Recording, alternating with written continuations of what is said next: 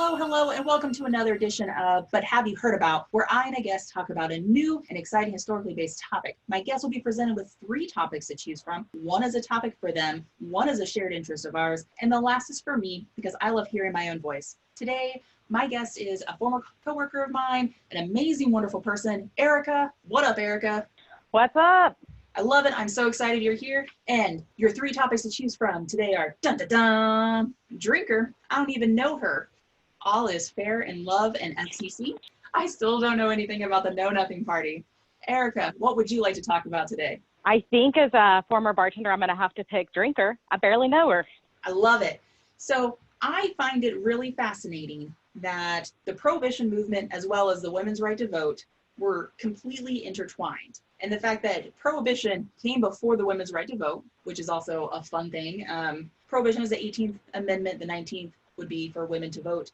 They came about, women's suffrage was enacted in August 18th of 1920. Prohibition started in January 17th of 1920, and it was part of the Volstead Act. And literally, I've never been more, I hate the patriarchy, other than the whole prohibition and the fact that women are blamed for alcoholism, are blamed for the Prohibition movement. In all technicality, they didn't get to vote on it. They didn't even get to vote for the men who decided that they wanted to have prohibition in the first place. So Right. I think it's crazy because both causes were intertwined with the rise in temperance societies across the country at the turn of the century. We have the growth of the evangelical Protestantism and the views that saloon culture as corrupt and ungodly. As someone who used to work in a bar, are there any fun, ungodly stories that you could share? Oh gosh, I have so many. I mean, I don't even know where to start with that question. I will say, I've seen a lot. I was in that industry for well over a decade, and yeah, I've seen a lot. I feel war hardened. And I feel like, not very many things would make the skin on your back of your neck go, ooh, just because of working at a bar, especially as a woman, because you're going to be confronted with more just crazy shenanigans from patrons. Oh yeah. I can say honestly, very few people actually scare me at this point. But when people scare me, it's they really, really scare me. Yeah. You're like, ooh, that's maybe not where I wanted to go. As a bartender, there are people that definitely needed a drink. And I would think you as a bartender back in the day, you'd be like, yes, you definitely need a drink. Here you go. Back in the 1900s, especially during World War I, people needed a drink. And they always went for the harder stuff. There was a lot going on. It was before the Great Depression. You have the Roaring '20s without alcohol, which sounds kind of weird, but you have a world war going on over in Europe. And when you need a stiff one, you need to get through the day after a hard day being a part of capitalism over there working on a factory where nobody cared if you lost your arm. Drinking away your literal day paycheck was kind of a normal thing back then. It was. And in lots of ways, it kind of still is. We still spend a lot of money every year on alcohol, and it's still a thriving industry. You can even look at the situation in Texas right now. Even when we were shut down, liquor stores were allowed to be open. Yes. And there's a reason for that. It's because of alcoholism. And if you take alcohol away from a legit alcoholic, it can cause terrible medical problems, Exactly. even death. Yeah. So it's really crucial for times when things are shut down for alcohol to still be provided for those that are dependent on it. And that way they're not filling up ERs with seizures and things like that, because it can really be a life or death thing for them to go through withdrawal. Exactly. Especially when times are tough, more people are more likely to kind of turn to alcohol, turn to drugs or whatever. And alcohol seems to be the easiest thing to get, especially in Texas, since we don't have anything else legal. So with the rise of, just being at home, being on lockdown, it would have been horrible if, liquor stores weren't open. And I'm happy now that we're able to have drinks to go. I can get myself a pitcher of a margarita and just take it with me. Right. Kind of going back to the whole everybody needs a stiff drink. During the end of the 19th century, the beginning of the 20th century, we had this huge boom in industrialism and capitalism. And you needed workers that weren't hungover, that they could actually work on the job. They could lose their limbs, but they wouldn't do it while they were hungover or kind of drunk. One of the weirder pushes, not just on the morality part of having more religious conversations about, oh, if you drink too much, you could be a bad husband and you could beat your wife and your children. More of on the capitalist side, they're like, yeah, I don't need my worker to come in to work drunk and then screw up, take out their hand when they're supposed to be flattening something or making sausages. and then it turns into like a 30-minute to an hour, 2-hour delay in production, was cost them money. So capitalism was one of the other reasons for a big push in prohibition, because it meant less people would show up drunk to work. And if they didn't have a safe place to stay, like that night, because they spent all their day's money drinking at the bar, they wouldn't be able to show up the next day to be awake, to be alert, to not lose their arm, hand, foot, face in a machine. Right. And even if they didn't lose their arm, I mean, just the fact that it inhibits you so much in speed and your ability to produce quickly and be nimble. So I think women are kind of getting blamed for a lot of here, which is what else is new, right? But it's kind of one of those things, like they passed it off as the women did it while the men were away at war. Yes. And I'm sure you saw while researching that topic that wasn't really what happened there, and it wasn't really the case. Exactly. You know, before even the whole prohibition thing, first off, women couldn't vote. Women got the vote after prohibition was enacted. And you can sit there and talk about, oh, nagging wives at home to their husbands. Oh, they're so horrible. But, you know, women had been fighting for the vote since, you know, like the 1850s, 40s. You know, you had all these different pushes through having progressivism.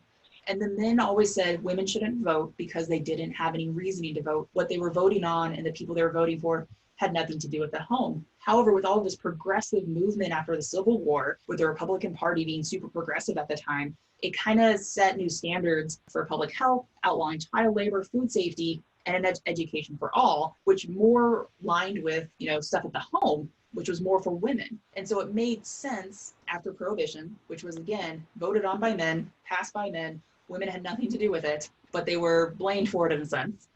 For the start of Prohibition, that then women were then allowed to vote on it, or to be a part of the process of voting after Prohibition had already been enacted. Right. So I have to ask, like, in terms of evangelicalism here, did you read anything about Carrie Nations? No, I did not. Did you? I did. So Carrie A. Nation was actually this woman's name, and she was an evangelical Christian. She actually trademarked her name and used it as a slogan. This woman is too much. What she did is she got a bunch of women together and they went around in Kansas smashing up saloons with hatchets. Yes. While they were singing. Yes. I know. They were singing, quoting scripture and singing hymns and just smashing the crap out of everything that they could and destroying these saloons with hatchets. And I mean, she was perfect for this kind of evangelical push because, you know, she was kind of slightly unhinged. She claimed God spoke to her. She was really prone to violence, a heroic figure for them. Yes. So now it's like, I did not know the woman's name. I'm real bad at names. I totally admit this. If I don't write it down, I don't remember. But yes, I remember reading about her, and she had to like publish her own work to tell people, I'm not crazy, but also you still sound crazy. I mean, as soon as somebody has to put out work saying that they're not crazy, there's a really good chance that they're probably crazy. Exactly. They've lost the debate at that point when you have to use the words, I'm not crazy. This is what I feel. Well, I think that normally you lose the debate when you start claiming that God's speaking to you and smashing up stuff with a hatchet, but I could be wrong there. But, you know, I feel that force with a hatchet is probably fun, especially out in Kansas. It's not like there's much going on out in Kansas, especially in like the 1800s. I'm just saying. Oregon Trail's kind of dumb. Especially for women. I mean, that's kind of like pure female rage, too. Exactly. You get to a point where you're like, I'm done with this. Can't be a part of this. Right. But actually in 1919, 80% of the population in the U.S. was under some form of prohibition. So when I think of like passing prohibition now, there's no way in hell we could pass prohibition. Like no. Even with all the bootleggers and stuff, I was just like, there's no way in hell we could ever go to like anything that is 100% no in this country. Like if we ever had to like redesign the American flag for whatever reason, there will never be 100% agreement on like the placement of stars. Oh no, couldn't. What's interesting that you bring that up is because, like we mentioned earlier, the liquor industry is such a huge, at this point, billion-dollar industry. Mm-hmm. How would you enact prohibition again with an industry that employs that many people and produces that much product? And what's interesting is that's part of what prohibition was trying to inhibit. You know, it's this kind of like out of control industry, and it became essentially exactly what they thought it was going to be, which was an enormous, powerful industry. I mean, if you think about even say like the biggest advertisers for sporting events, Super Bowl, things like that, I mean, the one that pops into mind immediately for me is Budweiser. Yes, yes. They're not even American owned anymore, but that's a whole nother story. But speaking of beer, so, right before all this, World War I was happening, and they wanted to use the grains to feed troops, whether they were American troops or our allies' troops that were fighting in Europe. So they wanted to send the grains over, so they were doing less and less production of alcohol. And they decided that a lot of local politicians were like, well, if we ban the sale of alcohol, we can then use the grains and move them, as opposed to having other people grow grains for alcohol. And I thought it was weird. And also they were like, we don't want no German beer. And I was like, you can make other beer that doesn't have to be German. But okay, I'll take your word on that, you early 1900s people. Fun fact, Dos Equis is actually a German beer. Really? It is. It's a German recipe. This is why I feel called to it. This all makes sense now. Yeah, when the Germans came into Mexico, that was the recipe that they brought with them and started making beer in Mexico under the name Dos Equis. Wow. I like it. I like the merger of beers. That's actually a fun fact I did not know, and I feel very educated today. Yeah. I don't have a whole lot of them, but I do have that one. I like it. I like it, though. So with the ratification of the 19th Amendment, again, the one for women to vote, it was because mostly that women were just needed to act as caretakers, especially for this new prohibition order. Women, kind of fostered that progress feeling. And also, they literally put a woman in charge of enforcing prohibition. Her name is Mabel Walker Wilbrandt, and she was the assistant U.S. Attorney General that was put into basically to be the overseer of making this work. And basically, if it failed at being enforced, men could literally say, well, women couldn't uphold the thing that they wanted. So whatever, didn't matter because women couldn't take care of it. She also had some fun nicknames. My favorite is Prohibition Portia. That's excellent. That sounds like a Karen name. It sounds like somebody that would call police on somebody for having a beer in their backyard. Like, I love it. And she had a lot of fun sayings, like women must use a scrubbing brush and the soap to get rid of the sin of the men. Women alone can rid cities of vice. And because of her upholding of the 18th Amendment, she never got to land her dream job, which was to be the first woman federal judge. To me, I'm like, that kind of sucks. And then I also think about like early 1900s, I would not have even fathomed that a woman would have been a federal judge in like the 1920s. So I have to ask too, what do you think about their conclusions whenever they realized that there was a lot of women going into the bootlegging industry? I found that people have said like, well, that's what they had to do while the men were away to make sure that they had money and things like that. So they kind of poo-pooed that off and excused it. But there was a lot of women that were working in speakeasies and participating in bootlegging and things like that. So I did find that was kind of fun that they kind of just completely ignored that part.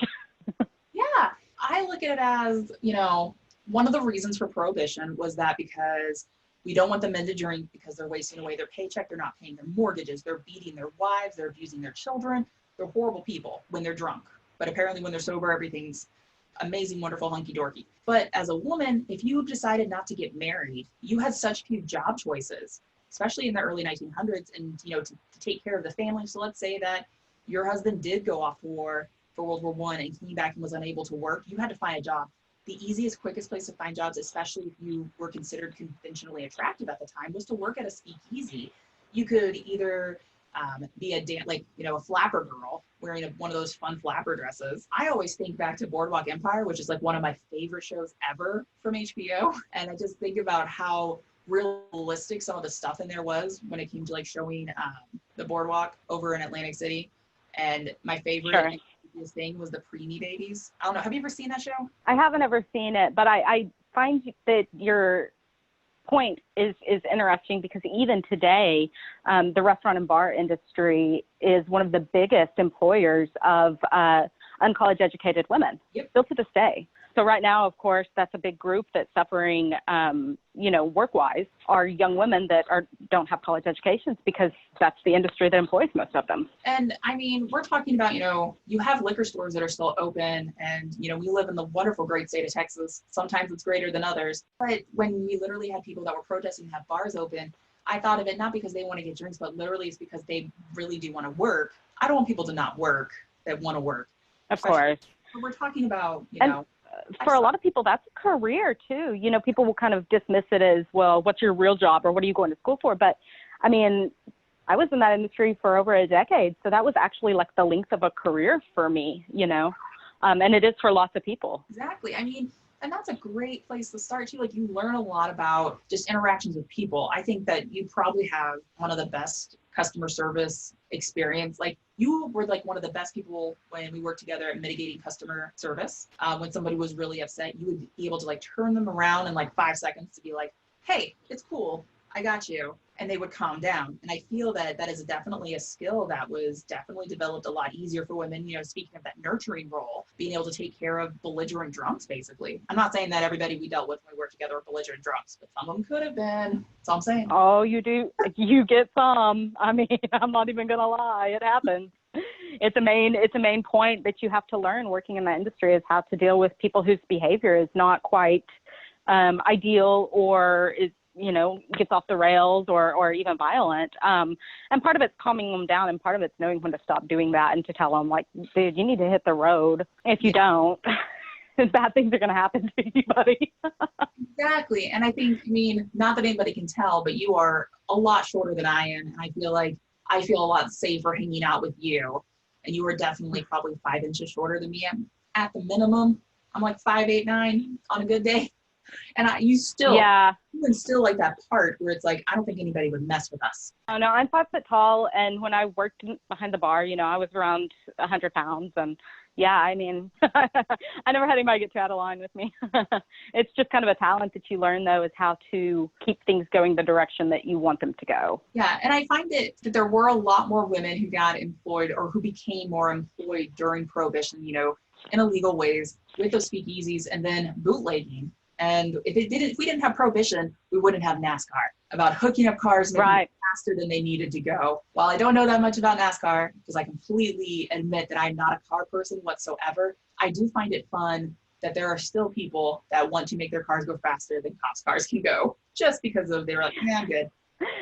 Yeah, I think that's a lot of fun. And I mean, it's kind of one of those things, boredom is the mother of all invention. I don't think that's the actual quote, but it really is. I grew up in a small town, and I can absolutely 100% say that, people in small towns get a little bit more creative, just for the simple fact that there's absolutely nothing to do.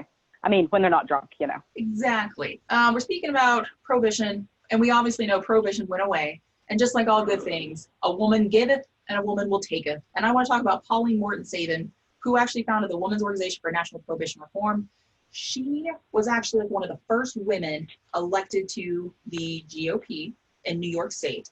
She was elegant, she was refined, and then she basically made it socially acceptable to be a woman that had, more prospects than just being a mom, or, like where you had to work because you couldn't find a good husband. She had a great husband, she had a great life, she had a home, but it was acceptable for her to speak up and talk about politics. And the reason I want to talk about her is because nobody was listening to her in the Republican Party when she said we need to get rid of Prohibition. The reasoning why is because it was hurting women, and it was hurting capitalism, because you have all of these gangsters. Because, before you have capitalism and its form of gangsters with these billion-dollar industry of alcohol and liquor, and then you get rid of it, you have gangsters come in, and you have more violence than you know what to deal with in some areas like Chicago and New York. So Pauline Morton Sabin was like, we need to make this more about protecting ourselves. If we make it legal, it'll be okay. And she was a Republican, but she actually mobilized women to vote for FDR because he promised that he would get rid of Prohibition if he was elected. Granted, I didn't think there was that much of like arm twisting that had to happen since he got voted in after Hoover and, the crash of Wall Street and the Great Depression started. But the fact that she was able to switch Republican women to vote Democrat and said that not all women are the same was, I think, the first time that there was, not all women are going to vote for one party. Not all people are going to be associated with just one ideology. And I find it really fascinating that it took a woman to kind of be like, just because you're from the north part of the country doesn't mean you're going to vote with everybody from the north. And same with the south. Right.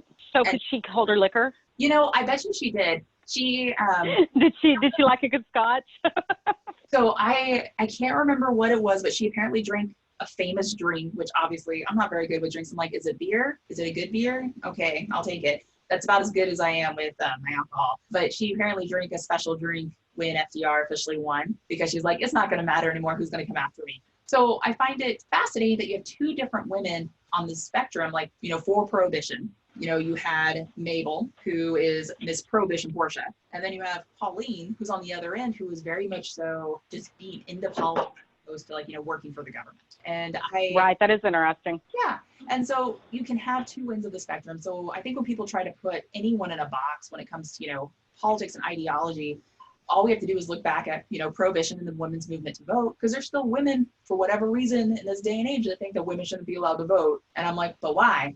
Yeah, I've seen women say that they don't think that a woman could handle being president too, which I think is absolutely ludicrous to say, especially now, when we're seeing so many countries with successful female leaders like Angela Merkel and, Yeah. others. So I think it's interesting that even now there's some attitudes, even from other women who kind of go that direction. And I'd like to draw another interesting connection to what you said about, her reasoning behind wanting to end prohibition. And that sounds an awful lot like what happened with the war on drugs. Yep. Once you make something so extremely illegal, you're just paving the way for essentially criminals to be the ones trading it when it could be heavily legislated, like alcohol is, and, not have the crime seep into neighborhoods due to the illegality of it. Yeah. Or even like the perceived notion of crime seeping in to only certain neighborhoods too. And I mean, I will talk about the war on drugs because we definitely lost that war. However you want to look at it, whether you think that winning the war on drugs meant more drugs or less drugs, we lost both. Right. And Financially. Yeah. I think that prohibition should have been, with the way it went and the, the robust budget that was created. I mean, the modern day DEA was created around at the end of prohibition to monitor cocaine and something else. And then the guy who actually was in charge of the DEA, I can't remember the original name off the top of my head, but the man that was in charge of it was actually a huge racist, basically was anti-immigration as well, and used that for his basis of why he basically was like, yeah, we're going to make weed illegal, which stems back to the Mexican Revolution, like the 1920s, with a lot of Mexican immigrants coming over to the U.S. And they apparently taught Americans how to recreationally smoke weed, because apparently we only used it for goods and services and didn't realize you should smoke it. I don't know why that cracks me up so much. It just does. I'm just like, we're not, we do have it there. Okay. Nobody ever thought, hey, maybe we should try to smoke this. Yeah. Like recreationally, as opposed to like, I don't know, for like contests, like we had an Olympic sport of smoking the hemp. Right. Well, do you have any like final ending remarks about prohibition and the women's suffrage movement and any of those fun things? I mean, I think that it's interesting. It's interesting to me in a dual sense of feminist thought, due to the fact that, as you were talking before, about some women being against it and some women being very for it. So I think it's interesting, and both are kind of feminist causes, both at the root of them kind of sought to protect women. Yeah. Now, of course, we know that these men that were getting loaded and coming home and beating women and things like that probably weren't good people when they were sober either. I had a boss once tell me, if you have a drunk asshole and you remove the drunk, you still have the asshole. Yep. So it's kind of one of those things of like, you can't believe that those people were good anyway. However, women didn't have a lot of choice sometimes over who they married, especially in more rural communities. Yeah. There wasn't a whole lot of opportunity to really kind of hunt around and find your perfect match. It was like you get out of high school and boom, you're married, and that's the end. You're going to be a wife for the rest of your life. So I think that there's kind of two schools of feminist thought there that are both pretty interesting and dueling to me. Yeah. No, and I think that's a good way to talk about it, because while they seemed so different from each other, they went hand in hand just enough to basically where you're like, yes, if we want prohibition because we want to give women that ability that, if it's alcohol that's making their lives miserable and they're not able to keep a safe home, then we remove it. But at the same time, you then have women who want it back because they're like, look at the violence you created by making, my male family members go and join a gang and get shot up, like, in the Sunday Bloody Massacre over in Chicago. Right. Like, we don't talk about it in the sense of women as being those caretakers that are like, wait, I see the full picture. And I'm not saying that men don't see the full, but I feel like it took a woman to see the full picture for prohibition to be like, if we get rid of prohibition and we make it legal again, then we can at least regulate it and we get rid of the unneeded violence. Yes, you're still going to have alcoholism, but there was such a huge raise in the late 1800s and the early 1900s for having charity work when it went to people, especially men that needed rehab for alcoholism. So. Right, and I think that that's an interesting point too, is what happened there with the way that we look at alcoholism, and even now there's such a stigma around it. So I think that that's probably a topics that comes later on when discussing that. I'd also be interested to researching further the rural-urban divide and whether or not there was one. Yeah. Because I think that, you know, when you live in a rural place compared to an urban one, you're dealing with those different ills. So obviously with Prohibition, the issue of men getting drunk would have been overall there, but the beating may have happened more frequently in rural areas. Now, you know, the abuse might have happened more frequently in rural areas because of less opportunity for females. Yeah. And then I would say, like, the crime sector of it would have been a bigger deal in urban areas like Chicago. Yeah, no, that's actually a really great point. I wish I had more research on that. And I think that'd be a great topic to discuss later, just talking about, you know, the differences between rural and urban areas in like the early 1900s. Because the fact that the 80% of the US population by 1919 was under some form of prohibition bewilders me, because I'm like 20% must have been all of those, you know, those cities, because everywhere else in the country, like countryside, is probably the ones that actually had prohibition. Well, and I feel like, you know, even now with certain issues, we see a lot of that divide between rural and urban areas, you know, because of the lack of opportunity sometimes in more desolate areas, maybe because of you know, you don't have as many with education, which I realize college education at that point wasn't really an across-the-board thing for women. But if there were some college-educated women, and they probably would have lived in more urban areas, because their families would have been richer, essentially. Yes. You know, you would have been dealing with people that did have a little bit more choice and who to marry and did have a little bit more choice because there was money backing them. Yeah, that's also a great viewpoint. Just like the opportunities for women just weren't there. Women didn't really get the opportunity to be a part of World War I. They did for World War II. And I kind of think they gave a little bit more of the rise to that feminist movement up till like the 60s. Because the fact that I know family members that talked about the fact they couldn't get a credit card when they were younger as a woman, unless, you know, their dad went with them or they were married. Blows right. I mean, if you look at even some of the things even beyond that scope, if you look at the fact that even now to get your tubes tied, if you're under a certain age with a few amount of children, your husband has to sign off on it. Yep. Which is ludicrous to me, and that's even now. And then you can also take things, you know, like violence against women. I mean, it was legal. It didn't become illegal in all 50 states to rape your wife until the 90s. You could talk about that, like how does that extend through the ages? And even now, we're still not really where most of us would really like to be, which is in the White House. Yeah, and I think we just have that. With our scotch. Exactly. You know, women in the White House with scotch. I feel like that's the dream I want to live before I die. So I know that's the world I want to leave to my children. Yeah. And on that note, wash your hands, drink your scotch, and hold one up for Miss Prohibition Portia, because that's the best nickname of the early 1900s that I can ever find. And as again, this is your host, Courtney, and it is But Have You Heard About with my awesome guest today, Erika. Thanks. Yay. Thanks so much for tuning in, guys. See you next time.